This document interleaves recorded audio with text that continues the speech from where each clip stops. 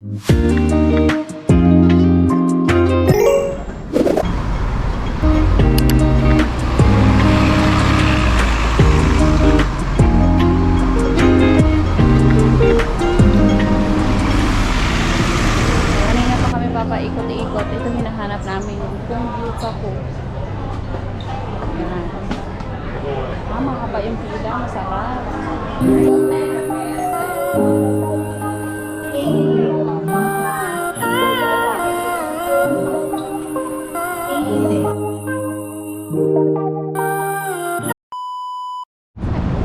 Hey guys! 7:30 na dito ngayon sa kakain kami sa labas. Sa ano yan? Gyukako.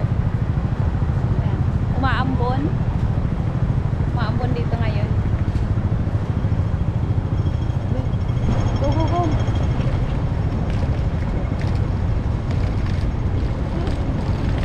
Dami rin ditong mga kainan. Ha? Tatawid tayo.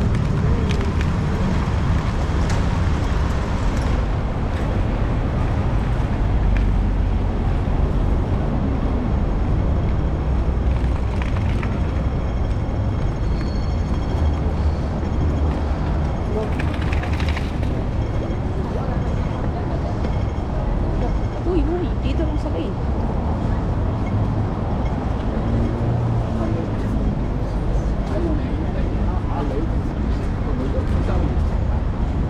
Walking distance lang, malapit lang. Lalakarin lang namin.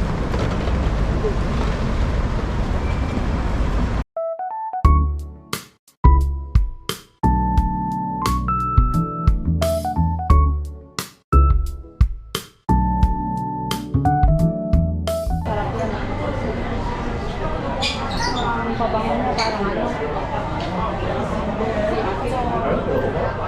Saan tong pila na to? Ay, hindi ba ito nakapila? Nakatambay lang.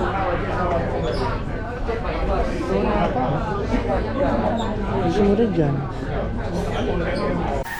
Ayan guys, finally, na-reach na rin namin yung restaurant na hinahanap namin. Medyo naligaw lang kami ng konti sa map.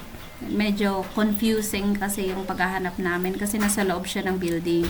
So, nag-antay lang kami ng table namin na good for 3 person. Yan. Kukuha ka ng number dyan, then magwe-wait ka lang. So, B062, yan yung aming number ng aming group. And years later. Finally, nakapasok na kami after an hour. Alas 9 na. Wow. Nag-aamoy barbecue kami rito.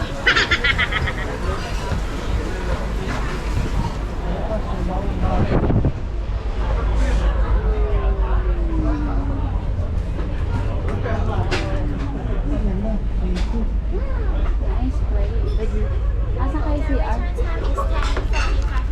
Etong mga side dish guys, dito mo lang makukuha yun sa gilid. Bali yung o-orderin mo lang talaga dito, yung meat lang. Susulat mo siya sa paper at kung ilang piraso yung gusto. Tomato.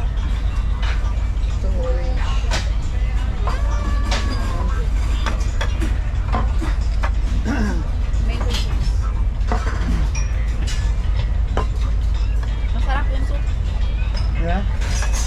Tikman mo. Ito yung wagyu namin na 4 piraso. Ha? Oo nga. Joke lang. Ito pala guys is all you can eat. So magsawa ka hanggang sa kaya mong kainin. Basta bawal lang talaga ang leftover, matcha-charge ka. So kailangan yung kaya mo lang ubusin yung o-orderin mo. Ang ginawa namin by 2 or 2 order lang ng wagyu o kaya pag naubos, order ulit. Pero some tables nakita ko, ginagawa nila guys, order sila ng pakarami, lalagay na nila dyan sa lutuan para mabilis naman kasing maluto. Mabilis siyang maluto, so marami ka na makakain. Kasi imagine mo ko, order ka lang ng dalawang bowl, tapos maubos mo na. Mag-aantay ka na naman kasi magsasalang ka pa. Eto pa lang mga food namin guys. Bago pa kami pumasok is nag-pick na kami kung anong klaseng wagyu, kung saan bansa ba galing na wagyu, at kung anong set. Pwede ka dito umorder ng shrimp, gaya niyang tahong. Kung anong gusto mong set, depende sa price. Kaya ayan, unlimited yan. Kunyari, umorder ka ng 3 bowl niyan, kaya mong ubusin yung tahong. Basta wag ka lang magtira. Yun, kasi matcha-charge kapag may leftover. Nang leftover siya, kailangan ubusin mo talaga. Tapos guys, marami pa silang dessert na available sa counter at saka fruits. Kaya kumuha pa ako ng dessert, may mga donut pa dun sa gilid. Bali yung pinaka-order mo lang talaga dito, meat lang talaga at yung mga tahong. Moments later. Ayan, tapos na kaming kumain. Nire-remind naman nila kayo pa 15 minutes left na lang pala yung meron sa inyo para hindi na kayo mag-order. Tapos bumawi pa ako ng dessert na malat na tuloy ako. Ang dami kong kinuha na lang best sa pamamahay. Dito na yung end ng aking vlog. Thank you. Right.